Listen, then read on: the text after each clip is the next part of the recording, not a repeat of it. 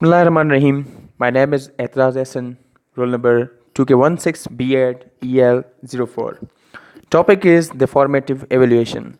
So today our video is made up on the formative evaluation. That what is formative evaluation? So let's go to the definition. Here it is written that evaluation taken at the varying interval throughout a course to provide information and feedback that will help to improve the quality of a student's learning and the quality of title course. Now here it is said that the evaluation is taken at the different levels of the student's learning, that either a student have learned something or not. It provides much more information to the teachers that what hindrances the students are facing and the teachers are lacking. Now the second point is it is used to monitor the learning process of the students during the period of instructions. Now here it is said that it is used to monitor. Now we have to look at the students, that what difficulties they have faced and what learning and how much level, at how much level they are learning and what difficulties they are facing. These instructions are carried out to evaluate the students' learning. Now the third point is it provides continuous feedback and both teachers and the students concerning learning success and failure while instruction is in process. Now here is the man example. If we are teaching the students about something, now students may have misconceptions, the difficulties in many things. Likewise, in the reading, in the writing, and in comprehension, these are the difficulties faced by students. Now it provides the basic and the foremost the information about the students learning and the teachers teaching. It provides the continuous feedback to the both teacher and the students concerning learning, success, and the failure while instruction is in process. If the teacher is teaching something, he will see that why either the students have learned or not, students have achieved something or not, or the what strategies the teacher used to make them learn. It shows the formative evaluation shows the success of learning students and the failure of the teacher, that where the teacher is lacking and where the students is achieving. Now second point is the origin of the term. Scriven coined the term formative evaluation in 1967. The first term, the evaluation was determined in the 1967 by the Scriven coined. Scriven, 1967, first suggested a distinction between formative and summative evaluation. He told that there are main types of the evaluation. Number one is the formative evaluation, and the second is summative evaluation. Scriven described formative evaluation was intended to foster development within an ongoing activity.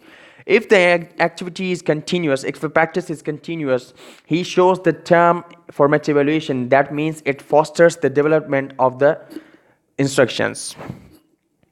Now the third is the characteristics of formative evaluation. It is an integral part of learning process. It occurs frequently during the course of instruction. Its results are made immediately known to the learner. It may sometimes take teachers' observations only. It reinforces learning of the students. Now, the purpose of the formative evaluation. Why formative evaluation is important?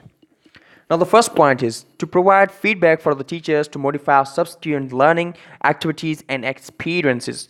Number second is to identify and remediate group or individual deficiencies. Number third is the major purpose of the formative evaluation is to make adjustment in an educational activity as soon as they are needed. Number fourth is the students find opportunity to revise and refine their thinking by means of formative assessment. Now here are the examples of formative evaluation: monthly test, class test, periodical assessment, and the teacher's observation. Now, the types of formative evaluation. The formative evaluation is further divided into the types. Number first is diagnosing, placement, and monitoring. Now, see what is diagnosing. It is a concern with determining the most appropriate method or instructional materials conducive to learning. Now, the placement. It is a concern with finding out the position of an individual in the curriculum from which he has to start learning. Number third is monitoring. It is concerned with the keeping track of the day-to-day progress of the learners and to point out the changes necessary in the methods of teaching instructional strategies. Now, here are the advantages of the formative evaluation. What advantages are being occurred by the formative evaluation? Number 1 point, assessment for the learning, focus on the processes, quickly highlights real problems, easy to prioritize problems, verbal protocols, valuable source of information, monitor students' learning to provide ongoing feedback that can be provided by the teachers to improve their teaching and by the students to improve their learning.